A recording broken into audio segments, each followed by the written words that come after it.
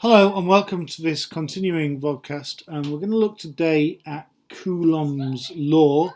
We're going to call this 5.1b, still part of 5.1 electric fields, looking at Coulombs Law and solving problems involving electric fields and Coulombs Law.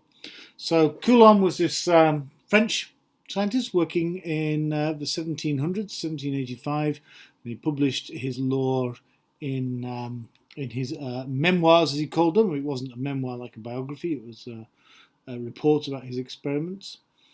And Coulomb's law reads something like this. I've written it in this fun font because apparently that makes it easier to remember. The force, well, actually easier to remember because it's harder to read, so you have to put more effort into it. So please read it.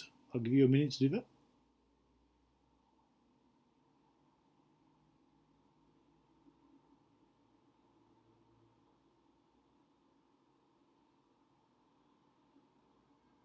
Okay, not quite a minute.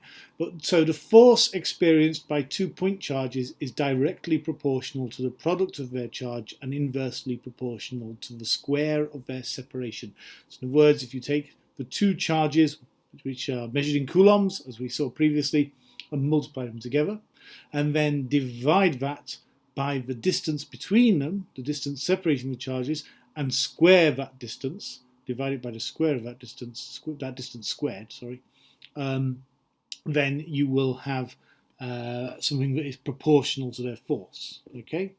Now, in order for actually to turn that into an equal sign, we need obviously a constant of proportionality, and that gives us, we call that K, Coulomb's constant, and that gives us Coulomb's law. So F equals K, Q1, Q2 over R squared. This is an example of an inverse square law. You can think of charge as being something that expands out, or the influence of charge on the electric field is something that expands out from the charges and gets weaker as it expands. And because we live in three-dimensional space and it expands as a sphere, then the surface area of that sphere increases with r squared. So it gets weaker by r squared. So F equals K, Q1, Q2 over r squared, one of the most important equations in all of physics. Okay, so the consequence of this is that if we double Q1, what will happen to the magnitude of the force? Have a look at that. Maybe pause the video if you're not quite sure yet.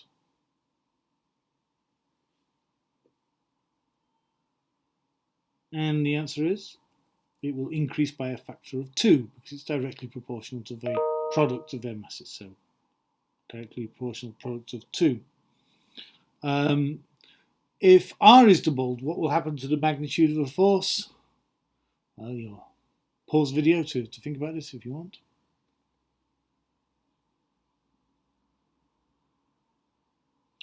Okay, so R is doubled. That's going to make the force smaller, but it's doubled squared, so it's going to decrease by a factor of 4.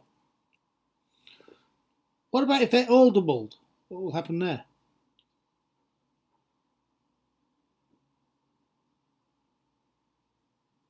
Again, pause the video if you need a bit longer to think about this.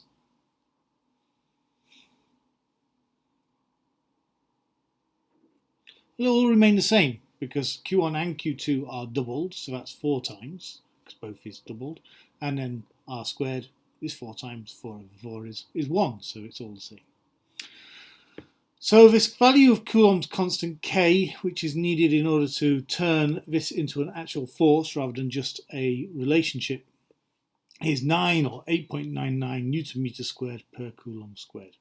Okay, so what if you think about what that means? It means if you have 1 Coulomb of each charge separated by 1 meter, then you'd have 8.99 newtons of force.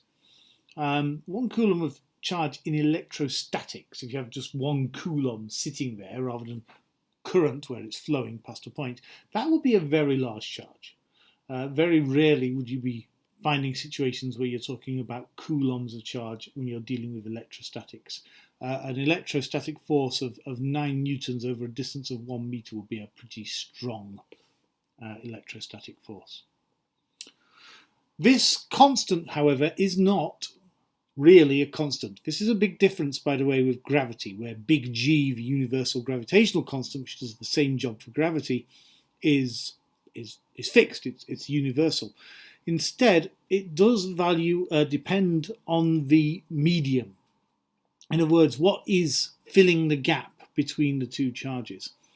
And K, 8.99 Newton meter squared per Coulomb squared, is actually 1 over 4 pi epsilon naught. And epsilon naught is something called the permittivity of free space. It has a value of 8.854 times 10 to the minus 12 farads per meter. Don't need to worry too much about the units. What you just need to worry about is there is some value. And that's the value for a vacuum. If you're doing it in air, then it's one of those cases where in air it's pretty much the same. Very, very small difference. But in other mediums, it can be quite large, particularly if those media are insulators like plastic or paper. In these cases, you have to multiply that value by a different amount. So you still keep the permittivity value of free space, but then you multiply it by a dimensionless number to increase that value, so which decreases the value of K. So paper 3.85, rubber 7, and this strontium titanate, whatever that is an incredibly high value of 310 times. So it's much, much harder for the electric field to penetrate through that material. Quick question then. In a simple model of a hydrogen atom, the electron can be regarded as being in a circular orbit around the proton with a radius of 2 times 10 to the minus 10 meters. Determine the magnitude of the electric force between the proton and the electron. Well, there's the equations, data booklet, which is F equals K Q1 Q2 over R squared, Coulombs Law.